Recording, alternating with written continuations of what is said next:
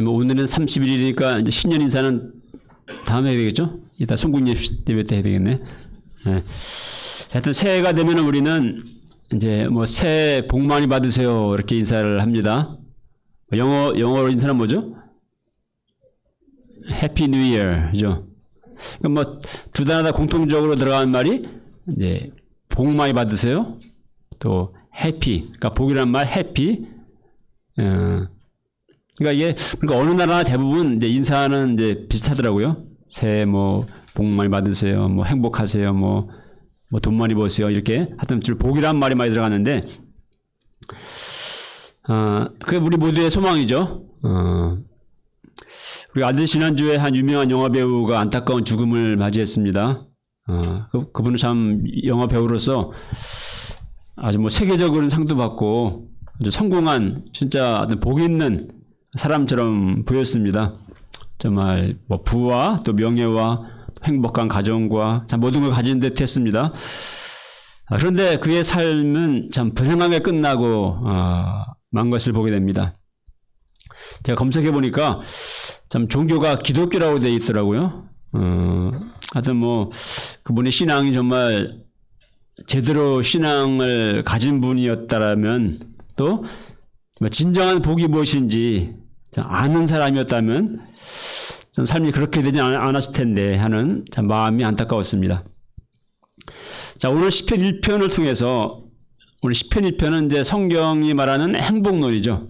오늘 시편 1편을 통해서 어떤 사람이 정말 복이 있는 사람인가 배우고, 우리 모두 새해에 복이 있는 사람, 또 주님 안에서 정말 참 행복을 누리는 사람들이 될 수 있기를 기도합니다. 첫째, 이제 복 있는 사람은 어떤 사람인가? 복 있는 사람은 이제 악인의 길, 또 죄인의 길을 가지 않는 사람이다 라고 말합니다. 자, 1절을 읽어보겠습니다. 시작.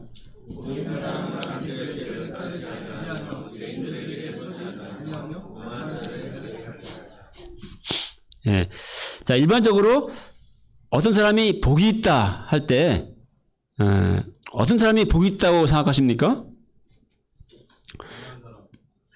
아주 뭐 핵심적인 얘기 했네요. 예, 뭐 돈 많은 사람, 돈을 많이 번 사람, 또 뭐 성공한 사람, 또 뭐 자식들 잘 되고, 뭐 이런 사람들을 이제 복이 있다고 말합니다. 그래서 이런 복을 얻기 위해서 때로는 수단과 방법을 가리지 않고 좀 사기를 치기도 하고 그렇게 하죠. 우리 몇 년 전에 뭐 스카이 캐슬이라는 드라마가 있었죠. 거기 보니까 뭐 스카이 캐슬 사는 0.1% 사람들이 그냥 나이 남편 또 아이들 그걸 그냥 최고로 이렇게 하고자 막 치열한 뭐 그런 이제 일들을 다룬 것 같은데, 악인들의 꾀를 따르기도, 그래서 악인들의 꾀를 따르기도 하고 또 죄인들의 길에 서기도 합니다. 그래서 성공하면은 정말 이제 오만한 자들의 자리에 앉고, 말 그대로 스카이캐슬의 그런 자리에 앉아서 그렇지 못한 사람들을 이제 우습게 보고 막 이제 업신여기고 그러죠. 자, 그런데 이것이 이제 세상이 말하는 복이고 다 그렇게 되고자 이제 애를 쓰는 것인데, 자, 성경은 복 있는 사람은 이제 그런 길을 가지 않는 사람이다. 예, 그런 자들과 함께하지 않는 사람이다. 이렇게 말합니다. 오늘 본문에는 이제 두 가지 길이 대조되어 나오거든요. 의인들의 길과 또 악인들의 길. 그러니까 인생에는 두 가지 길이 있다는 것입니다.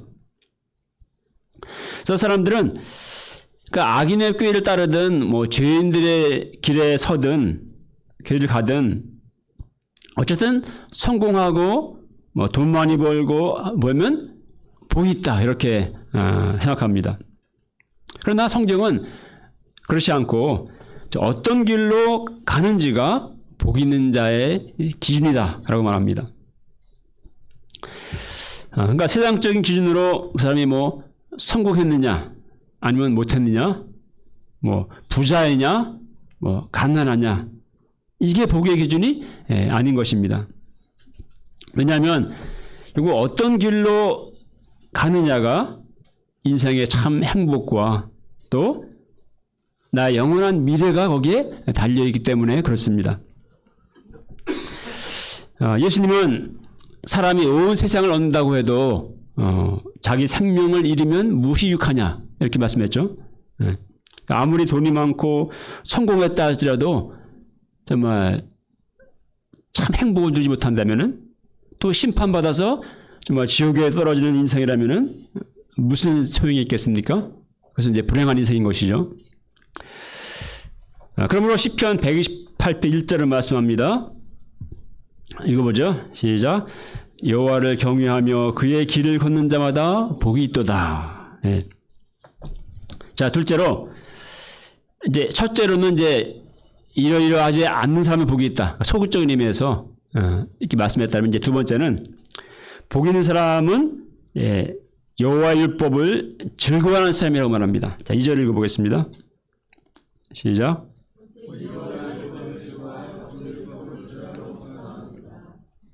예, 이것은 여호와의 율법을 즐거워하며 그랬죠. 그러니까 즐긴다는 요즘 즐긴다는 단어를 많이 쓰는 것 같아요. 예, 뭐든지 뭐 즐기세요. 뭐 즐기면서 한다. 그러니까 참 즐긴다는 것이 오늘날 이 삶의 가장 중요한 가치인 것 같습니다. 가치. 여러분들은 뭘 즐거워하십니까? 요즘 뭐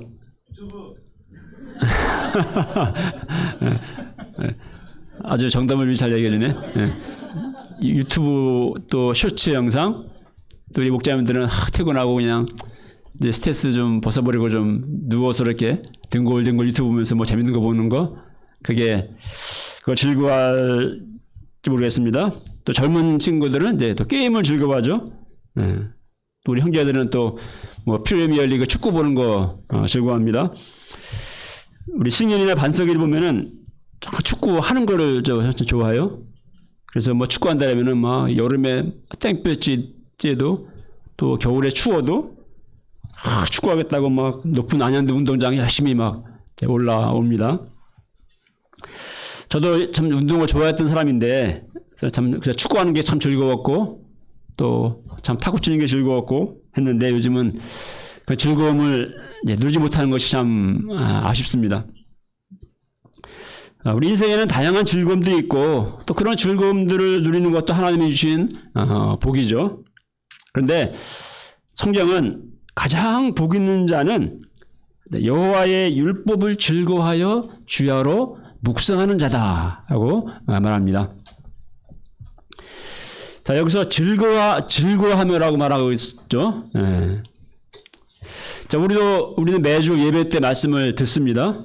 또 매주 말씀을 하고 지금도 말씀을 듣고 있죠. 근데 즐거워하여 합니까? 아니요. 좀 즐거워야 되는데 제가 많이 분발을 해야 되겠습니다. 저도.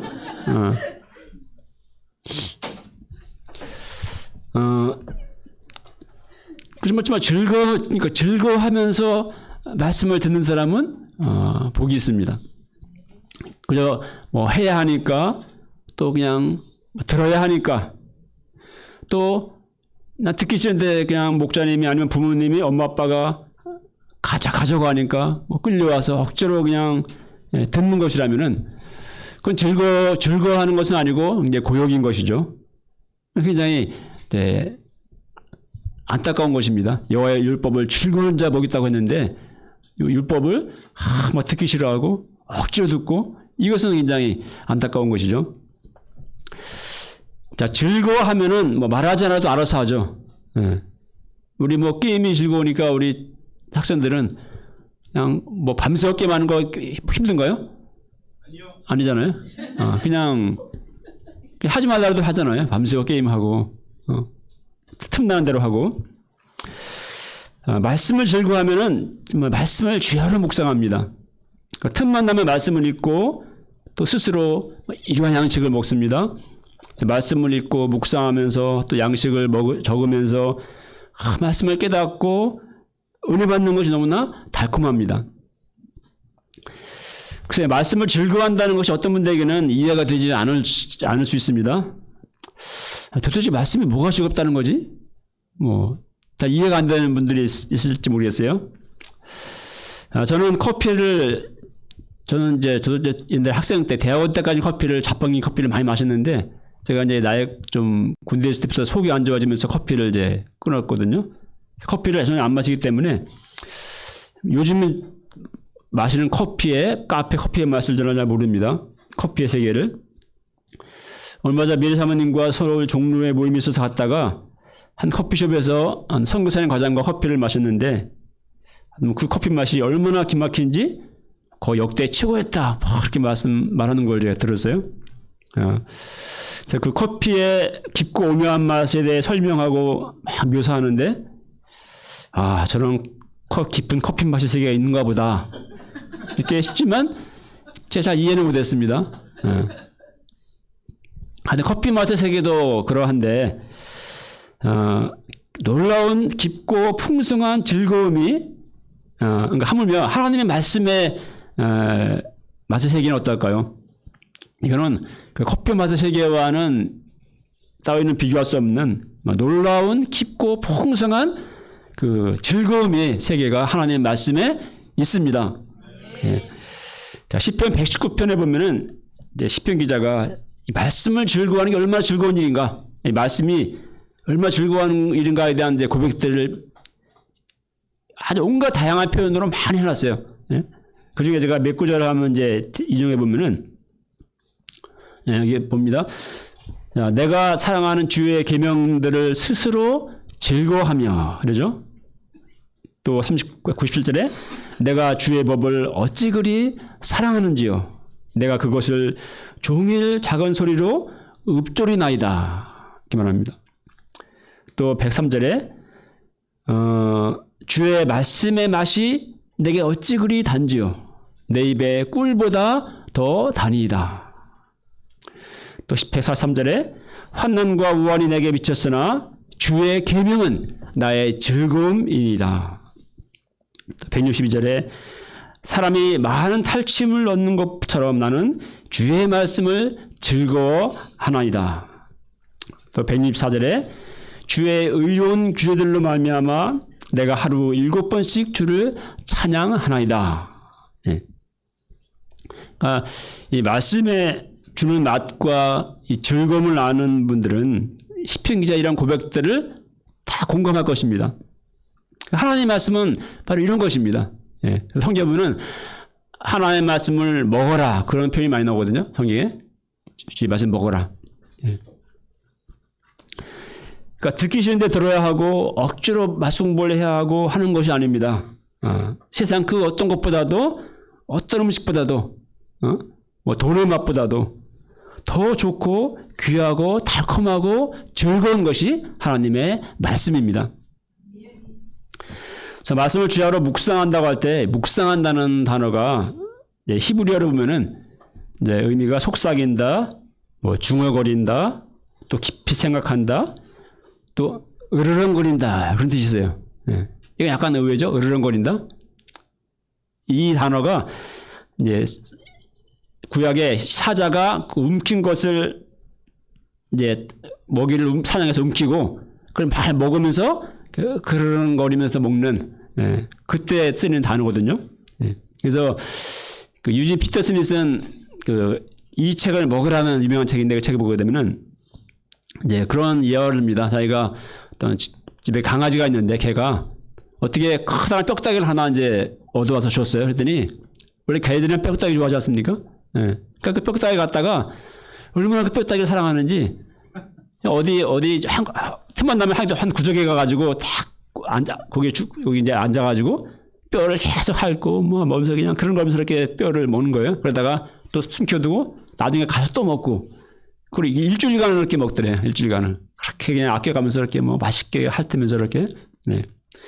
그러니까 하나님의 말씀을 묵상한다는 것은 그와 같은 것이다.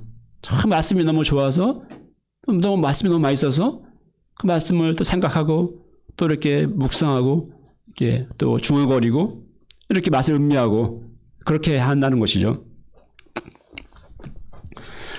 여호와 율법이 왜 그렇게 하나님 말씀이 좋고 또 즐거운 것인가를 다윗이 잘 이제 그 시편에서 노래했습니다. 시편 99편 7절로 11절 여기 있는데 한번 읽어볼까요? 시작. 그가 율법은 완전하여 영혼을 소성시키며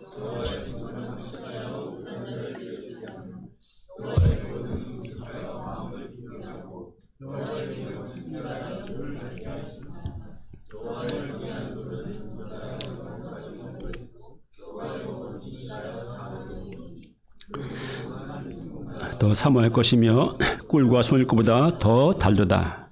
또 주의 종이 이것으로 경고를 받고 이것을 지킴으로 상이 크니이다. 예.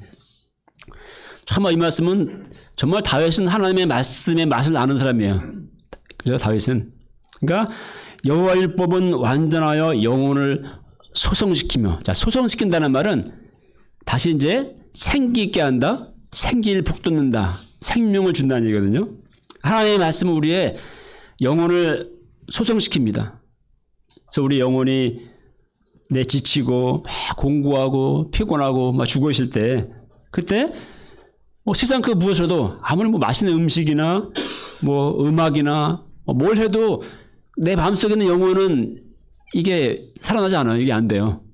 하나님의 말씀은 나의 영혼을 살아나게 합니다. 이건 정말 놀라운 신비한 것입니다. 예. 말씀처럼 지친 나 영혼을 살아나게 하는 생명을 회복시키는 그런 영혼의 회복제는 없습니다.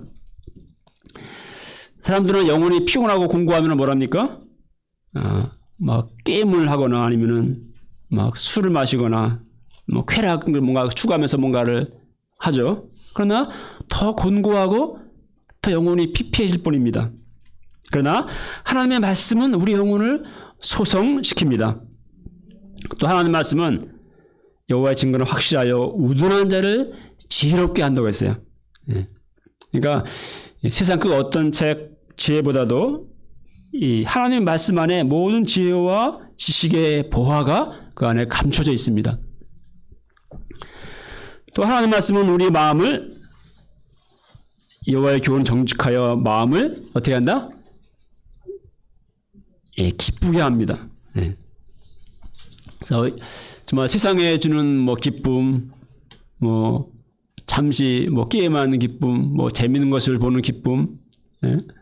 그런 기쁨이 아니라 우리 영혼에 정말 참된 기쁨을 줍니다.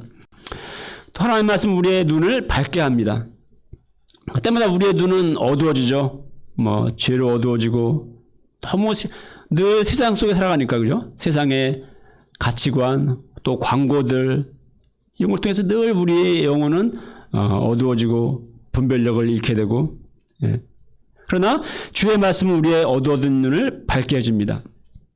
또 절망으로 낙심으로 어두워진 우리 눈을 또 환하게 밝게 해줍니다.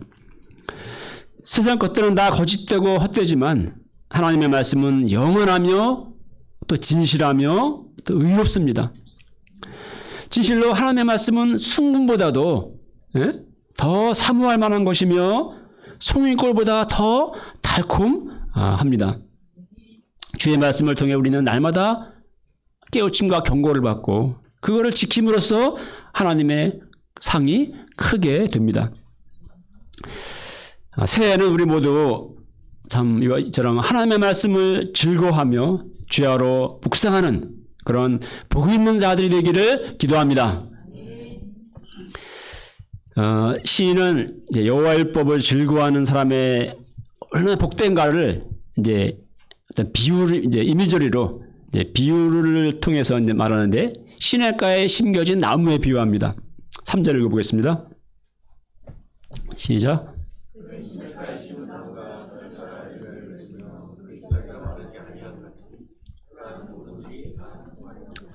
예, 뭐 시냇가에 심은 나무라는 것이 사실 뭐 우리에게는 다 느껴지는 이미지가 강렬하진 않아요. 우리는 뭐 여기도 안녕천리도 있고 뭐 온갖 천이 많고 그까 나무가 많잖아요. 시냇가에 심은 나무가 많지 않습니까? 근데 이스라엘은 안 그렇습니다.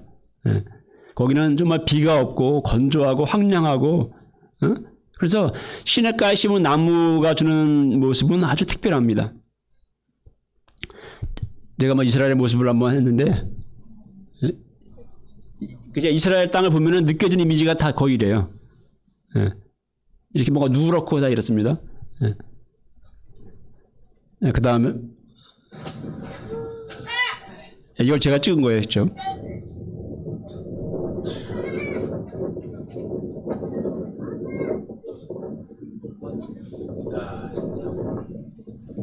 제가, 야, 진짜 그러죠? 이거 보면 그럼 말이 나옵니다. 아니에요.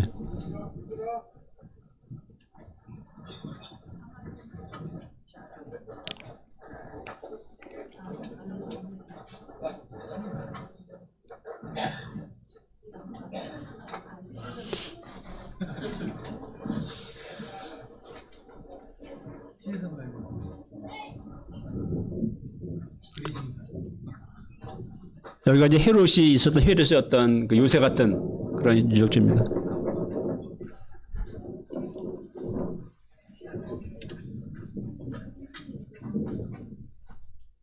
그러니까 이스라엘이 주로 뭐 도시도 있고 하지만 주로 일반적인 이제 땅들의 분위기가 뭐 다 이렇지는 않지만 이제 거의 이런 분위기예요. 다 이렇습니다.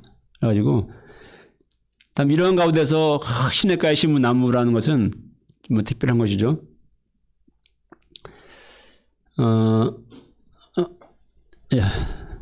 제가 말씀해 주면 여러분이세요. 미리 넘기지 마시고 보이세요. 좀 시냇가에 심은 나무. 이제 사진 하나 올렸습니다. 예. 아까가 너무 대조적이죠. 예. 예, 했습니다. 예, 말씀으로 남겨주시고.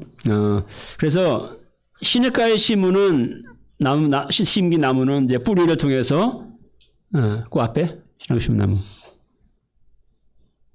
말씀. 예. 그러니까 뿌리를 통해서 수분과 양분을 이렇게 공급받기 때문에 철을 따라 열매를 맺고 잎사귀는 마르지 않고 늘 푸르릅니다. 예. 그러니까 말씀을 즐거워하며 묵상하는 사람의 삶은 그와 같다는 것입니다.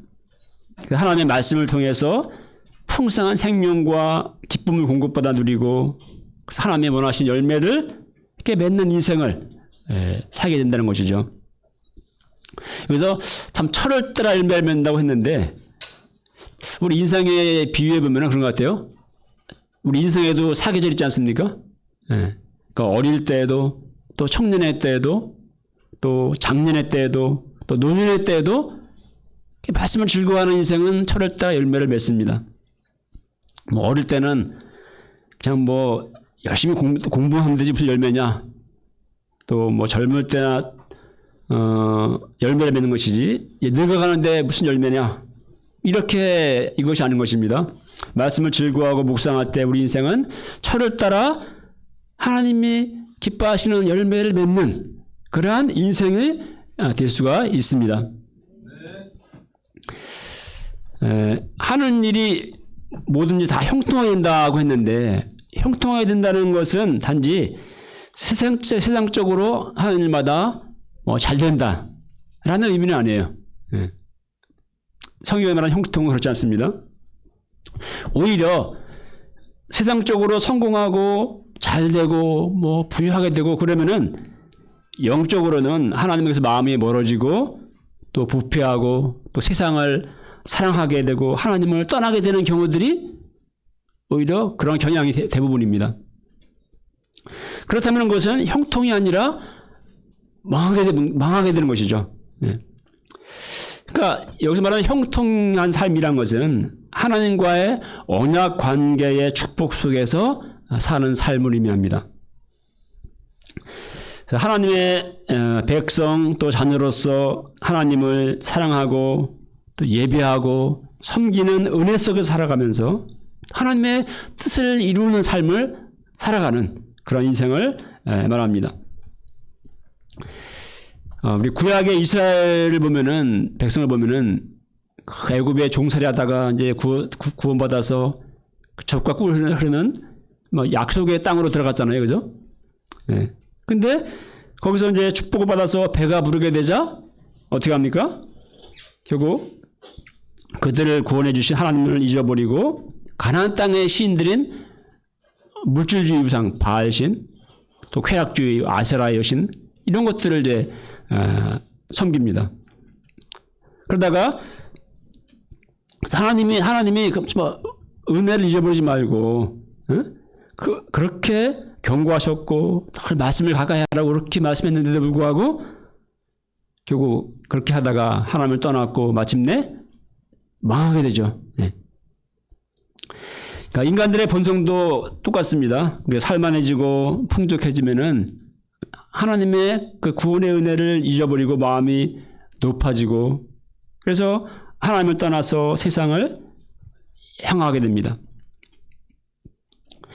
자, 우리가 어떻게 하면은 어떻게 그렇게 되지 않고 그러면 뭐 우리가 맨날 그냥 고통과 고난 속에서 그냥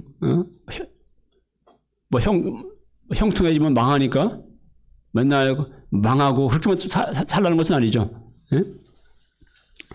우리가 어떻게 그렇게 되지 않고 시냇가에 심은 나무처럼 하나님 안에서 언제나 형통한 인생이 될 수가 있을까요?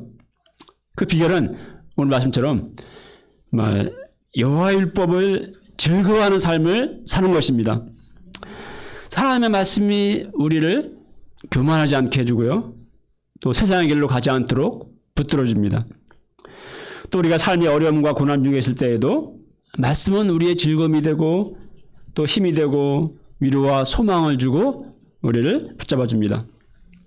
그러니까 우리 삶이 어렵고 힘들 때에든 또 내가 축복을 받아서 정말 풍족할 때에든 오직 하나님께 소망을 두고 하나님의 말씀을 즐거워하며 그 뜻대로 순종하는 삶을 살아가는 것, 그것이 바로 형통한 삶인 것입니다.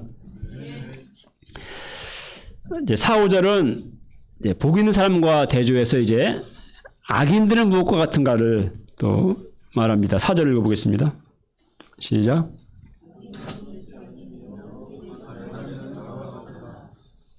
예. 악인은 그렇지 않으며 오직 바람에 나는 겨와 같도다. 예. 여기서 악인이라는 것은 뭐 특별히 뭐 악한 사람들, 뭐 범죄자 이런 사람들을 말하는 것은 아니고요. 하나님을 믿지 않고 이기적인 생각과 또 죄악된 본성대로 살아가는 사람들, 또 하나님의 뜻과 상관없이 자기 소견에 좋은 대로 살아가는 그런 사람들을 가리킵니다. 자, 바람에 나는 겨는 시냇가에 심은 나무 얼마나 대조적인가요? 그러니까 바람에 나는 겨라는 말이 상징하는 말을 한번 상상해 보십시오. 제가 사진 하나 올렸는데 이게 이제 겨. 예. 겨는 뭔지 아시죠? 왜 곡식에 알맹이가 없는, 알맹이가 빠진 그 쭉정이, 그 뜻이죠, 쭉정이. 그러니까 겨는 알맹이가 없는 쭉정이입니다. 이제 그 공허하죠. 열매가 없습니다. 또 가볍습니다. 또 무의미합니다. 하나님 없이 사는 인생은 바로 삶이랑 그와 같다는 것입니다. 뭐 겉으로는 뭐 그럴싸하고 뭔가 세상 것들을 자신을 포장하고 뭐 학벌로 뭐 명예로 재물로 외모로 뭔가를 포장하고 있지만 그 본질이 바람에 나는 겨와 같다는 것입니다. 그러니까 뿌리가 없습니다. 뿌리 내리지 못한 인생입니다. 참 생명을 그 안에 누리지 못합니다. 또 목마르고 또 공허합니다. 인생의 의미와 목적을 알지 못한 채 세상의 풍조를 따라 이리저리 방황하며 사는 인생입니다. 5절을 보겠습니다. 읽겠습니다. 시작.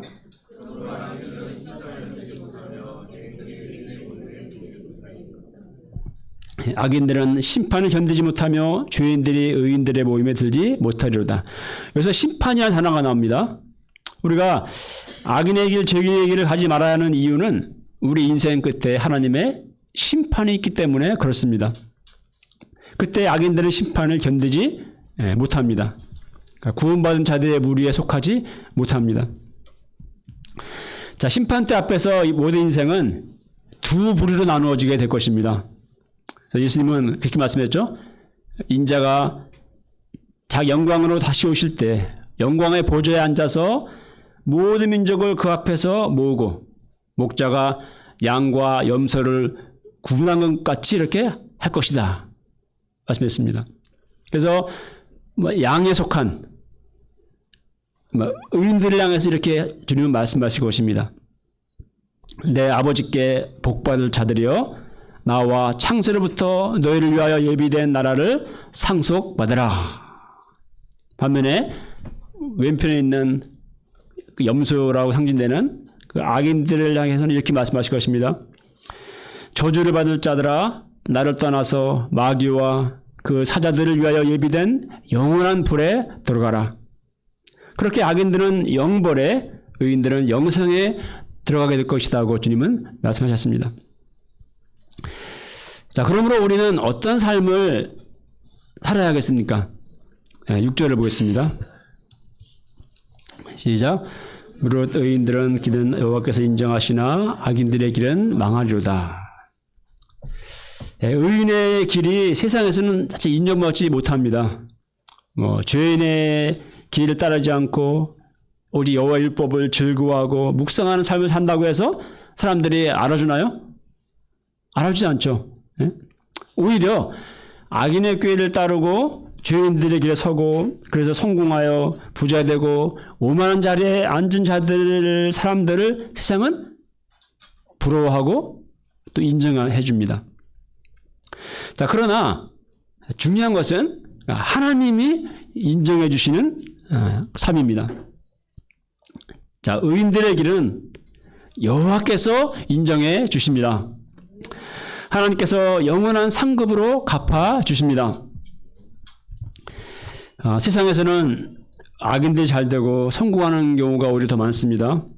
요즘에 흥행하는 서울의 봄 영화 저는 보지 않았지만 별로 보고 싶지는 않아요. 보면 스트레스 받을 것 같아가지고. 이미 결과를 아니까. 그런데 어쨌든 그 영화에서도 그렇지 않습니까? 정말 의로운 뭔가 올바른 군인은 불행하게 되고 정말 자기 권력을 위해서 뭔가 하던 악인과 같은 사람은 오히려 성공하고 권력을 잡고 그러죠.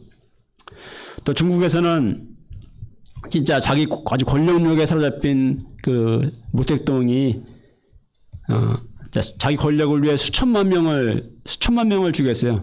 몇만 명도 아니고 수천만 명을 죽게 했는데 그 사람이 지금도 완전 나라 영웅으로 계속 추앙되고 있지 않습니까? 얼마나 진짜 불의하고 또 불공정합니까? 자, 그러므로 하나님의 세상은 불공정하기 때문에 불의하기 때문에 하나님의 의로우신 심판이 있는 날이 있게 되는 것입니다. 하나님의 심판의 날 모든 불의와 억울함은 해소될 것이고 하나님의 정의는 실현될 것입니다. 악인들은 심판을 받게 될 것입니다. 결론적으로 그러므로 우리는 의인의 길을 가는 인생들이 되어야 하겠습니다. 하나님께서 인정하시는 또 믿음의 길을 가는 인생들이 되어야 하겠습니다. 우리 다가온 2024년 새해에 우리는 어떠한 삶을 살아야 할까요? 어떻게 해야 복 있는 인생, 또 진정으로 형통한 인생이 될 수가 있겠습니까? 오늘 말씀처럼 때마다 정말 죄인의 길에 유혹을 물리치고 우리가 회개하며 오직 주의 말씀을 즐거워하여 그 율법을 주야로 묵상하는 삶을 사는 것입니다. 그렇게 함으로써 우리의 삶이 시냇가에 심은 나무처럼 정말 언제나 푸르르고 또 주님만에 참 행복을 누리고 또 생명력이 있으며 또 철을 따라 열매를 맺는 하나님이 기뻐하시고 인정하시는 그런 우리의 삶이 될 수 있기를 기도합니다. 네, 2절 읽겠습니다. 2절 시작.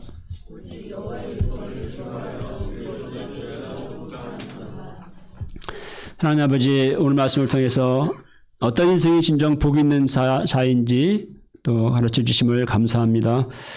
우리가 다가온 2024년 정말 세상의 길, 악인의 길, 죄인의 길을 따르지 아니하고 우리 여호와의 말씀을 즐거워하여 죄하러 묵상하는 삶을 살게 해주시고, 그래서 우리 삶이 시냇가에 심은 나무처럼 정말 생명이 있고 푸르르며 철을 따라 열매를 맺는 진정 형통한 인생이 될 수 있도록 인도하여 주시옵소서.